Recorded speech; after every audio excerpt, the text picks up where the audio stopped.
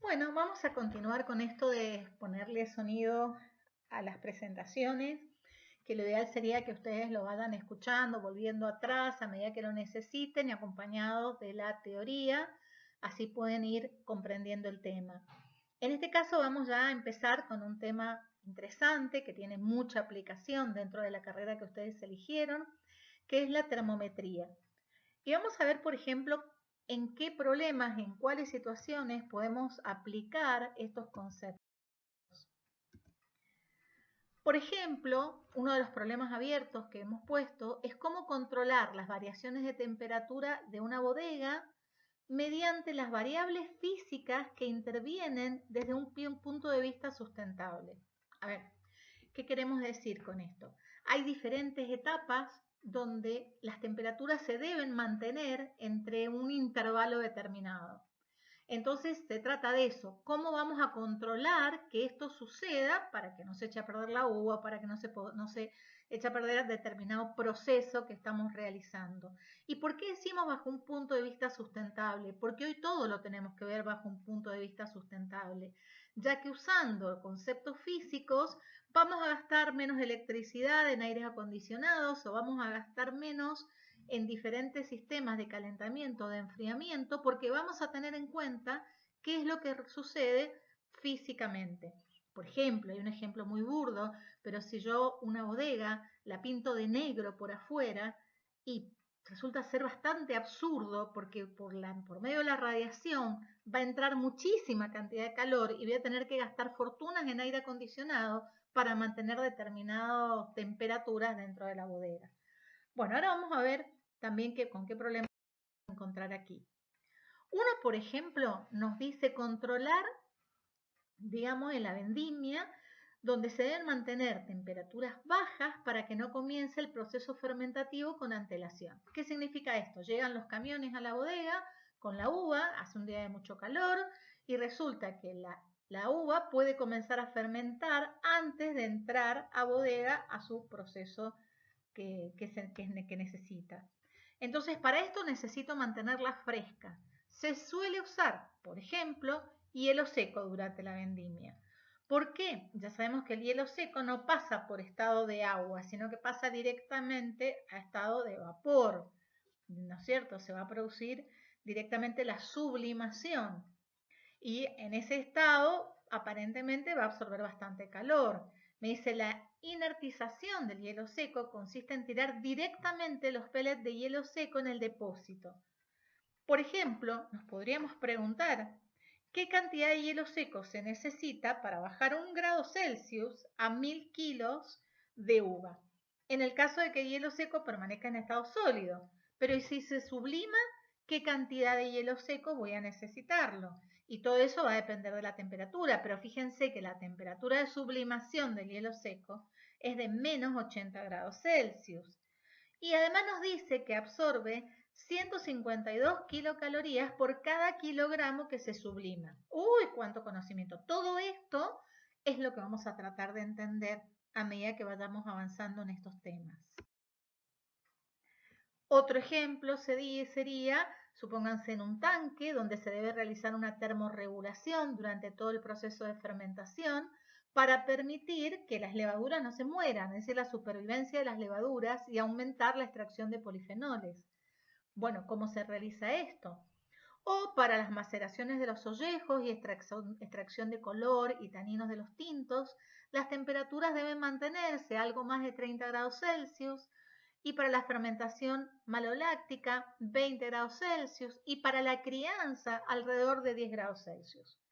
Bueno, un ejemplo de cómo mantener la temperatura a la temperatura deseada sería, por ejemplo, durante duchas, con un aro encima del depósito por donde sale agua y cae por las paredes del depósito.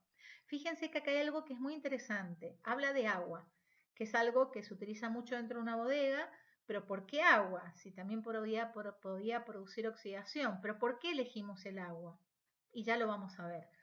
Por ejemplo, también dice que en los tanques podrían existir camisas exteriores, que son tubos sumergidos o serpentines que se encuentran en el interior del tanque, por el que circula agua, de nuevo. a la temperatura adecuada. ¿Sí? ¿Adecuada qué significa? Que si debe estar a 30 grados, yo voy a hacer circular agua a 30 grados. Ya también vamos a ver por qué. ¿Cuántas preguntas? ¿Cuántos interrogantes? Bueno, y acá nos habla un poco de transferencia de calor, que esto va a venir más adelante, lo vamos a ver más adelante, y tiene que ver un poco con esta cuestión arquitectónica. Por ejemplo, en la arquitectura se concluyó sobre la necesidad de impulsar métodos y materiales de construcción que colaboren a la conservación del medio ambiente y mejoren las características atérmicas de cada establecimiento, teniendo en cuenta el clima de cada zona y las tradiciones de construcción del lugar, respetando los paisajes. Se compararon los materiales tradicionales e industriales y así como las características térmicas de los mismos. Hay muchos estudios en arquitectura hechos sobre esto. A pesar de eso se suelen cometer muchos errores, justamente que es cómo construir o qué materiales utilizar para poder aprovechar al máximo las características de ese material y hacer una bodega atérmica. Atérmica significa que no haya muchas variaciones de temperatura entre el verano, el invierno, entre el interior y el exterior. O sea, que no haya muchas variaciones, que yo siempre intente que dentro de la bodega se mantenga la temperatura que yo deseo. Bueno, vamos a la parte de termometría. Primero verán que en una bodega tenemos muchos tipos de termómetros diferentes, entonces tendremos que ver qué es esto de los termómetros y por qué existen tantos modelos de termómetros. Bien, por ejemplo acá tenemos dibujado un termómetro que es bastante común, que se llama un termómetro de dilatación, de un líquido que está dentro de un vidrio muy finito, de un tubo de vidrio muy finito, con un bulbo abajo que contiene ese líquido. Ese líquido puede ser mercurio, puede ser alcohol, pueden ser diferentes tipos de líquidos.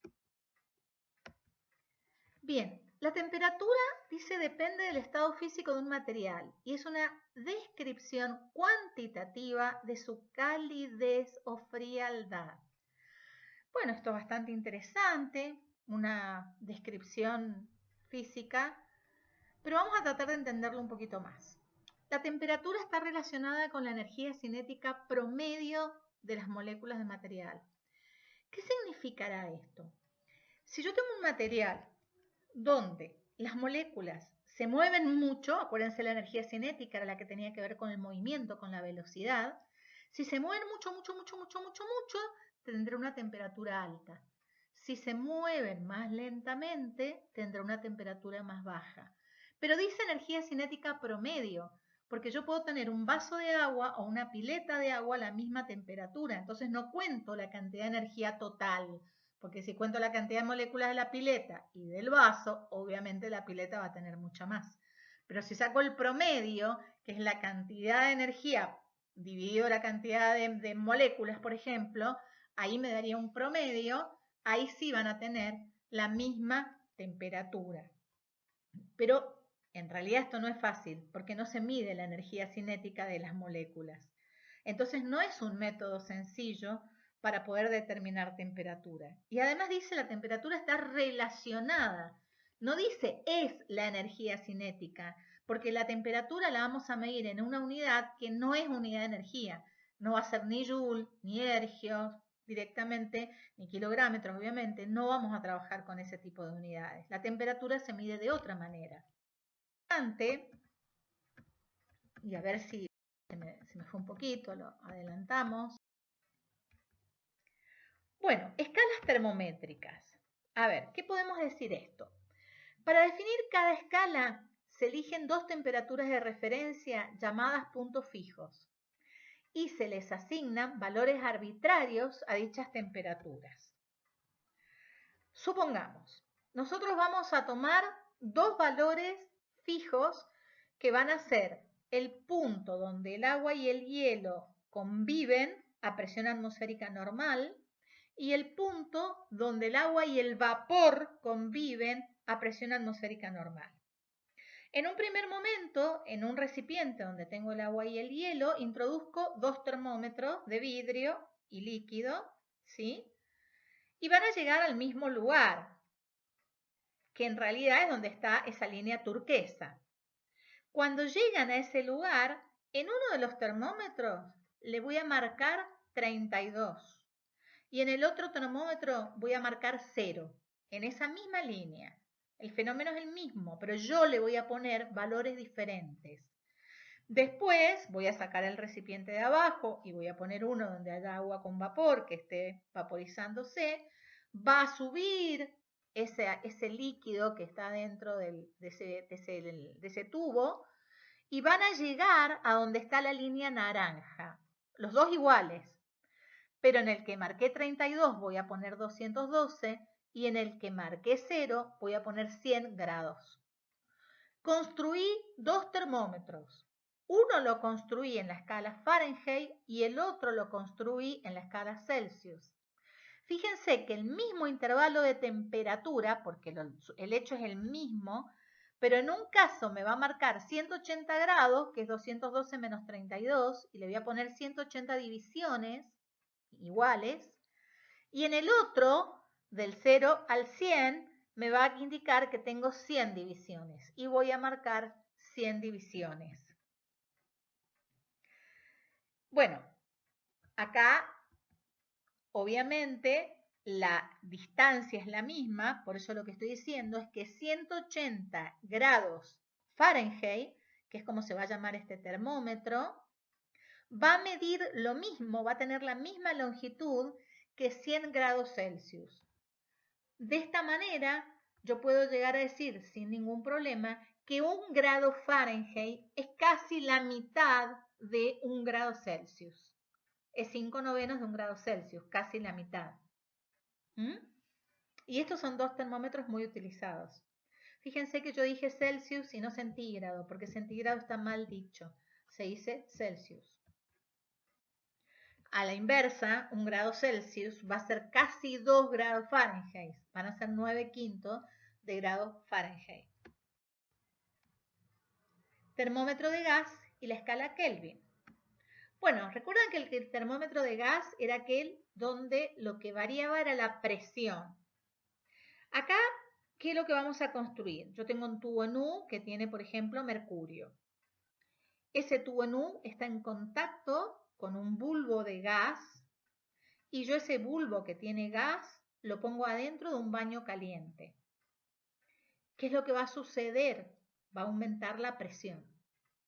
Como aumenta la presión, empuja al mercurio en el brazo A hacia abajo. Por lo tanto, el brazo B sube el mercurio hacia arriba. Como arriba está abierto, simplemente está recibiendo la presión atmosférica. Pero esa diferencia de altura me va a medir indirectamente la diferencia de presión. Todo esto lo vamos a ver cuando veamos fluidos, pero así lo puedo entender rápidamente. La presión del gas aumenta porque aumenta la temperatura, esa presión empuja hacia abajo el mercurio en el brazo A, por lo tanto, sube el mercurio por el brazo B y se me va a producir una diferencia de altura. Bueno, de esta manera yo voy a poder medir la presión y la presión la voy a poder comparar con la temperatura. Nosotros vamos a hacer una línea de presión en función de la temperatura y vemos que esto es una línea recta. Si la continuamos para temperaturas más bajas, que son muy difíciles de conseguir, por eso la continuamos en forma punteada, llegamos al punto donde la presión sería 0. Imagínense, si la presión es 0, es que no hay nada, o sea, no hay nada de presión, no hay movimiento de gas ni de nada. Esa temperatura sería exactamente menos 273,15 grados Celsius, que en la escala Kelvin se le ha puesto un número que se llama 0 Kelvin. Por eso se llama temperatura absoluta a la escala Kelvin o escala absoluta, ya que no va a tener números negativos, va a comenzar desde el 0, que es la menor temperatura que podría lograrse, y es de menos 273,15 grados Celsius. Fíjense, el punto de congelamiento del agua, que era el 0 grados Celsius a presión atmosférica normal, corresponde ahora a 273 Kelvin, 273,15, pero para simplificar le vamos a poner 273.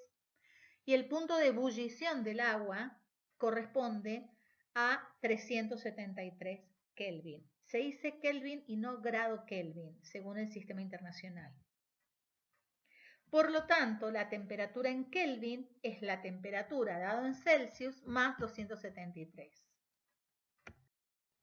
Bien, pero ahora queremos ver equivalencias entre estas escalas termométricas. Y esto ya no resulta tan fácil porque ya no se trata de ver cuánta diferencia hay entre el tamaño del grado de uno y de otro. Si yo miro el tamaño del grado, fíjense, entre 0 y 100 grados Celsius, tengo la misma longitud que entre 273 y 373 y la misma cantidad de divisiones. O sea que la medida de 1 grado Celsius es exactamente igual a la medida de 1 Kelvin. Pero ya vimos recién que en la escala de grados Fahrenheit hay 180 divisiones en esa misma longitud. Por lo tanto, el grado Fahrenheit es casi la mitad del Kelvin o del Celsius. ¿Sí?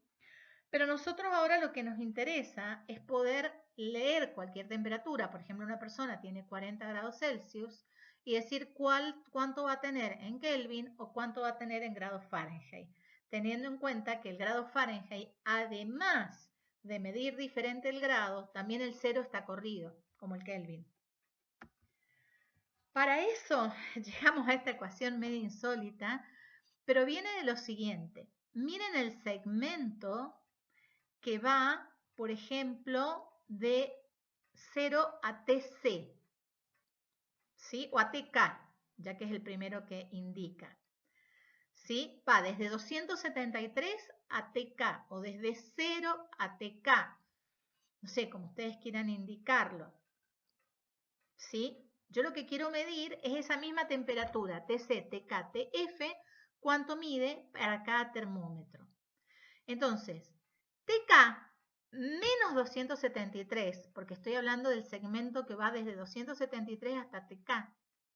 Ese segmento es todo TK, que va desde 0 hasta TK, menos la parte de abajo, que es de 0 a 273. Y ese sería el segmento que va de 273 a TK. Dividido el segmento grande, que es el que va de 273 a 373, que sería 373 menos 273. Esto es el teorema de Tales.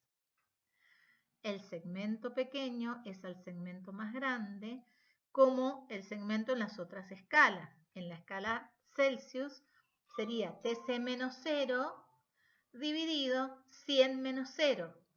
Y en la escala Fahrenheit sería TF menos 32 dividido 212 menos 32. Es simplemente aplicar el teorema de Tales. Y de esta manera llegamos a la relación que existe entre las tres escalas. Por ejemplo, si yo tuviera 40 grados Celsius, en lugar de TC pongo 40. Y de esa manera voy a despejar el TK y veré cuánto me va a dar en grados Kelvin, en Kelvin directamente, perdón, o despejo TF y voy a sacar cuánto me darían en grados Fahrenheit. Ya vamos a ver algún ejemplo de estos. Escalas Celsius-Kelvin tienen diferentes ceros, pero divisiones de igual tamaño. Cualquier delta T, cualquier variación de temperatura es el mismo para estas escalas, pero no en la escala Fahrenheit. Bueno, nosotros ahora vamos a ver como un resumen de lo que habíamos visto en las equivalencias de escalas termométricas y cómo trabajarlas. Para hacer cálculos de una temperatura dada en cualquiera de las escalas vistas, se usa esta expresión.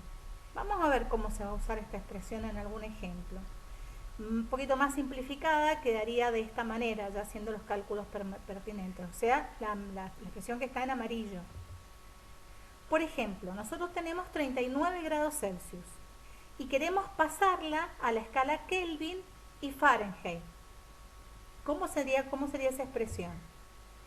Fíjense, en lugar de colocar TC, en la parte de arriba, la amarilla, ponemos los 39 que nos dan como dato, los 100 abajo, y ponemos TK, que es lo que queremos averiguar, la temperatura en Kelvin, menos 273 dividido 100. Compárenla con la expresión de arriba, está conmutado, digamos, el primero y el segundo término están al revés. Cuando despejamos la temperatura en Kelvin, los 100 se me van a simplificar y me va a quedar directamente que la temperatura en Kelvin es 39 más 273 y me da 212 Kelvin. Si nosotros quisiéramos hacer lo mismo en Fahrenheit, volvemos a utilizar la expresión en Celsius, que sería TC sobre 100, pero en lugar de TC pongo los 39, y la expresión como daría en Fahrenheit, T en Fahrenheit menos 32 dividido 180. Al despejar la temperatura en Fahrenheit, el 180, digamos, tendría que multiplicarlo en ambos miembros, entonces me quedaría 39 por 180 dividido 100, y a todo eso le sumo el 32 y me queda 102,12 grados Fahrenheit. Este es el modo en que una temperatura dada, una sola, yo la paso a las otras escalas. ¿Qué va a pasar cuando lo que nosotros queremos son variaciones de temperatura? Para variaciones de temperatura, los ceros son los que no van a intervenir. Van a intervenir, digamos, cuántos corridos están los ceros, esos 32 o 273. Lo único que va a intervenir es el tamaño del grado. Y esta es la expresión que se va a utilizar. Una variación de temperatura dada en Kelvin va a ser igual a una variación de temperatura dada en Celsius y van a ser 5/9 de la variación de temperatura en Fahrenheit. La escala Celsius y Kelvin tienen diferentes ceros, pero divisiones de igual tamaño. Cualquier delta T, variación de temperatura, es el mismo para esas dos escalas, pero no para la Fahrenheit. Lo vamos a demostrar.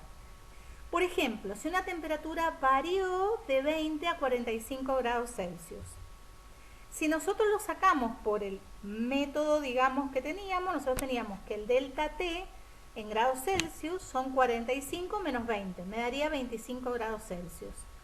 Sumándole al 45 y al 20 los 273, el delta T en Kelvin me quedaría 318 Kelvin menos 293 Kelvin, y fíjense que es el mismo valor, me da 25 Kelvin.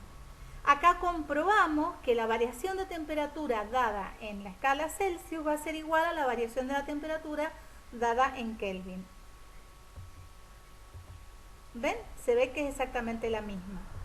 Ahora, ¿qué es lo que sucede en la Fahrenheit? Primero vamos a pasar el 45 que teníamos en grados Celsius a la escala Fahrenheit, igual como lo hicimos recién. Y me va a quedar 113 grados Fahrenheit. Ahora pasamos los 20 grados Celsius y me van a quedar 68 grados Fahrenheit. Cuando hacemos la variación de temperatura dada en Fahrenheit, me da 45 grados Fahrenheit. Si ahora usamos la expresión que está arriba, el delta T en Celsius o en Kelvin, igual a 5/9 de delta T en Fahrenheit, fíjense lo que me va a quedar. Los 25, que era la variación de temperatura dada en Celsius en Kelvin, igual a 5/9 de la variación en grados Fahrenheit. Y al despejar me queda 25 por 9/5, me quedan los 45 grados Fahrenheit directamente. Bueno, ahora sí, vamos a empezar con el último tema que nos quedaría de esta unidad, que va a ser dilatación. La dilatación es algo sumamente importante porque nos está hablando que la mayoría de los materiales, cuando aumenta la temperatura, aumenta sus dimensiones, ¿sí? Y esto, el aumento no es muy grande, en realidad es pequeño el aumento, pero las fuerzas que producen ese aumento de dimensiones son muy grandes, que nos llevaría a que el suelo, por ejemplo, de una bodega se nos levante si no tenemos en cuenta las juntas de dilatación. O cuántas veces nos ha pasado en una terraza ver que todas las baldosas están levantadas. O vemos la sinuosidad que se produce en algunas rutas donde empiezan esos badenes porque no tienen en cuenta en realidad el tema de las dilataciones. No hablemos de los badenes hechos a propósito por la caída de ríos, sino simplemente esas ondulaciones que muchas veces se producen en las rutas y que no debieran existir. Empezamos por la dilatación lineal. La dilatación lineal la vamos a tener en cuenta cuando tomemos una varilla muy larga, donde la dimensión predominante es la longitud, porque el grosor de la varilla es sumamente pequeño. Entonces, en este caso, yo tengo una longitud inicial de la varilla, aumento la temperatura y llega a una longitud final, produciéndose una variación de longitud. Acuérdense, longitud final es una longitud inicial, cada vez que hablamos de variación. De esta manera, siempre estamos hablando de temperaturas menores o más o menos, temperaturas ambientes menores de 100 grados Celsius. No hablamos de temperaturas de 5000 porque podría variar, pero con las temperaturas que nosotros normalmente trabajamos, decimos que esa variación de longitud va a ser proporcional a la longitud inicial y a la variación de temperatura. Obviamente, si es mayor la variación de temperatura, si es mayor el cambio, mayor va a ser el cambio de longitud. Pero no es lo mismo la variación de longitud de 10 centímetros de un cable que de 10 metros de un cable. Los 10 metros de cable también van a tener mayor variación de longitud. Por eso decimos que también depende de la longitud inicial. Y la expresión va a quedar de esta manera. La variación de longitud va a quedar igual al coeficiente de dilatación lineal de ese material por la longitud inicial por delta T. Y esa es la expresión que vamos a utilizar para poder sacar la variación de longitud, dado, por supuesto, debido a una variación de temperatura. Si nosotros despejamos el coeficiente de dilatación lineal, fíjense que me da la variación de longitud dividido longitud inicial, ¿sí? Que eso sería la variación relativa de longitud, por unidad de temperatura que cambia. Siempre abajo colocamos la unidad, o sea que estamos diciendo, ¿cuál es la variación de longitud por unidad de longitud inicial y por unidad de cambio de temperatura? ¿Sí? ¿Cuál es la variación de longitud por 1 centímetro y por 1 grado Celsius que cambió la temperatura? ¿Sí? Normalmente, si ustedes miran las unidades de longitudes se van y va a quedar la inversa de la unidad de temperatura. Es decir, Kelvin a la -1, grados Celsius a la -1 o grados Fahrenheit a la -1. Así que nosotros lo que tenemos, ya para sacar otra fórmula, es que la longitud final es la longitud inicial más la variación de longitud. Y fíjense que esta es otra expresión a la que vamos a llegar, pero en este caso lo que sacamos es toda la longitud final, el L final, que es un valor grande. ¿Ven? El L final era el L inicial más el delta L. Esto directamente se puede calcular teniendo el L inicial por 1 más alfa delta T. Alfa, acuérdense que era el coeficiente de dilatación lineal. Y delta T, la variación de temperatura que se produjo. Tenemos dos fórmulas amarillas. Las dos son las que se pueden utilizar. La de arriba me calcula esa pequeña variación de longitud que cambió, que varió debido a la variación de temperatura. Y la de abajo me calcula cuál es directamente la longitud final que quedó de esa varilla. Bueno, veamos qué pasa con la dilatación superficial. Acá estamos hablando justamente del suelo, todo el piso de una bodega, todo el piso de una terraza, una chapa, donde las dimensiones predominantes son las de superficie. El grosor lo podemos despreciar. En este caso nosotros teníamos un área inicial, que era L inicial por B sub 0 inicial, lado por lado simplemente, y un área final que va a ser el L final y el B final, que va a ser un poquito más grande si es que aumenta la temperatura. En este caso también volvemos a decir lo mismo, todos estos valores de coeficientes son válidos para temperaturas más o menos menores a 100 grados. Y la variación de área va a depender, así como dependía antes, de la variación de la temperatura y del área inicial. Y nos queda la expresión de la variación de área. ¿Cuál fue el cambio de área? El cambio de área va a ser el coeficiente de dilatación superficial por el área inicial por delta T. Ahora, si el área es L por B, lado por lado, el área final, por las expresiones vistas antes, el L final era L inicial por 1 más alfa delta T. Y el B final va a ser B inicial por 1 más alfa delta T. O sea que esto me va a quedar L inicial por B inicial por ese paréntesis al cuadrado, que es lo que nos encontramos acá. Cuando nosotros desarrollamos este cuadrado, este paréntesis al cuadrado, me queda 1 al cuadrado, que es 1, más el doble producto del primero por el segundo, que sería 2 por alfa delta T, más el cuadrado del segundo, que sería alfa cuadrado por delta T cuadrado. pero los coeficientes de dilatación son del orden de 10 a la menos 5, 10 a la menos 6, son muy chiquitos. Por lo tanto, un coeficiente al cuadrado sería del orden de 10 a la menos 10, es prácticamente insignificante. Por lo tanto, ese tercer término de adentro del paréntesis es tan chiquitito comparado con lo demás. Imagínense, por ejemplo, a 1,2 sumarle 0,0000000006. Es insignificante. Por eso directamente no lo ponemos y nos queda esta expresión donde el área final es igual al área inicial por 1 más 2 alfa delta t. Fíjense que el coeficiente de dilatación superficial es 2 veces el coeficiente de dilatación lineal. No es el cuadrado, es 2 veces. Y las unidades van a ser las mismas. Grados Kelvin a la menos 1, grados Celsius a la menos 1, grados Fahrenheit a la menos 1. ¿Sí?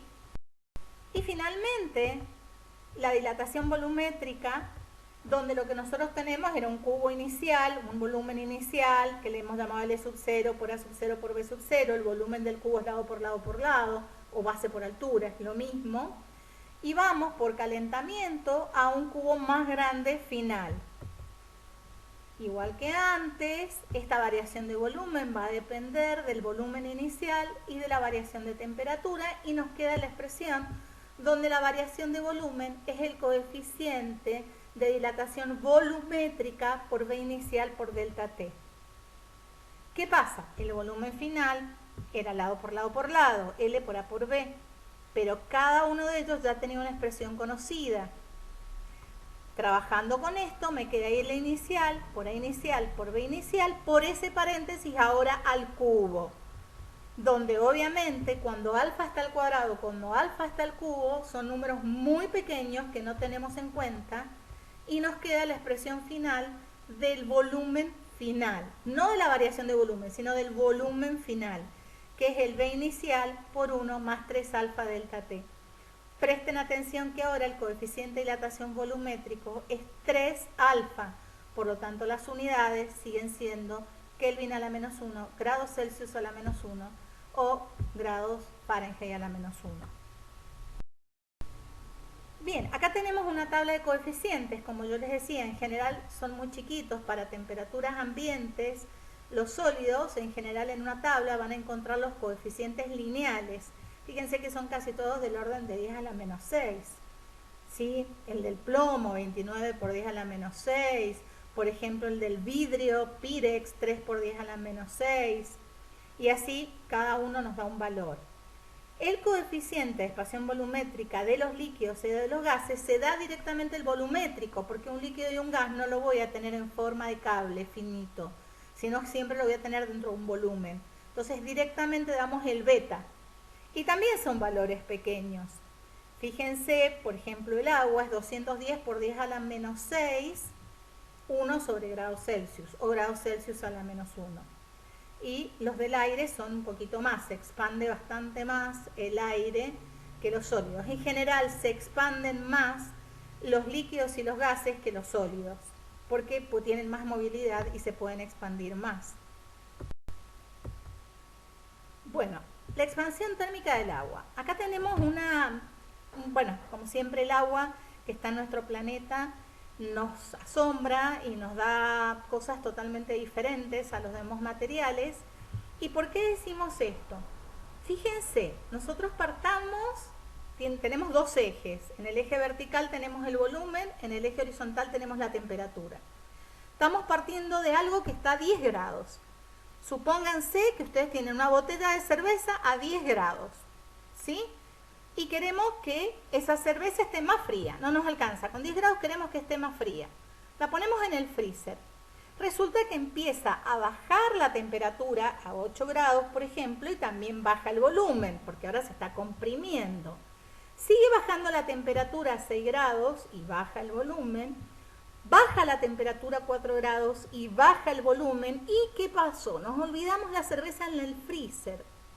¿Y ahora qué pasa? Baja la temperatura a 2 grados y en lugar de bajar el volumen, sube el volumen. Baja todavía más y sigue subiendo el volumen hasta 0 grado. Bueno, esto realmente fue un problema porque esto es lo que a veces nos lleva a que una botella se revienta en el freezer, porque aumenta el volumen en lugar de disminuir. Pero eso es porque tiene la mayoría agua, contiene una gran cantidad de agua. La densidad, ya lo sabemos que es la masa sobre el volumen. ¿Sí? Por ejemplo, 1 gramo por centímetro cúbico, eso sería una densidad del agua, por ejemplo. ¿Qué pasa? Como la densidad es inversa al volumen, cuando el volumen disminuye, la densidad sube, y cuando el volumen aumenta, la densidad aumenta. Fíjense, volvamos a partir ahora en el eje X de la temperatura, más o menos de la misma temperatura 10. A medida que el volumen va bajando, la densidad va subiendo, es cada vez más pesado, se hace todo más apretado y se pone más pesado ese líquido, esa agua. Entonces sigue bajando la temperatura hasta 4 grados y ha seguido aumentando la densidad. Si esto nosotros lo ponemos en un lago, ¿qué nos está diciendo? Que el agua, a medida que va bajando la temperatura, se va poniendo más pesada. Por lo tanto, va hacia abajo. Hay corrientes que llevan el agua pesada hacia abajo, la más fría, y la más caliente queda arriba. Esto nos ha pasado muchas veces en una pileta de sentir en la superficie que está más calentita y abajo está más fría. Pero esto pasa hasta 4 grados. Porque una vez que sigue bajando de 4 grados, ahora la densidad disminuye. O sea, ya no sigue produciéndose ese movimiento donde el líquido va hacia abajo, sino que se queda donde está, porque ahora es más liviano. Y esto va permitiendo que a medida que baja la temperatura, el agua más fría, más abajo de 4 grados estamos hablando, se queda arriba. Si sigue bajando la temperatura de ese lago, por ejemplo, se va a empezar a congelar la parte de arriba, pero la parte de abajo no, porque está a más de 4 grados, ¿sí? O a más de 0 grados simplemente. Entonces se nos empieza a congelar la parte de arriba y la parte de abajo no. Y esto lo que nos permite es que haya vida debajo del agua de ese lago, de ese mar, mientras que arriba hay hielo. Y esto es uno de los motivos por los que va a haber vida en la Tierra. Porque esa agua tiene esa particularidad de congelarse la parte superior, pero abajo sigue siendo líquido y sigue existiendo la posibilidad de vida.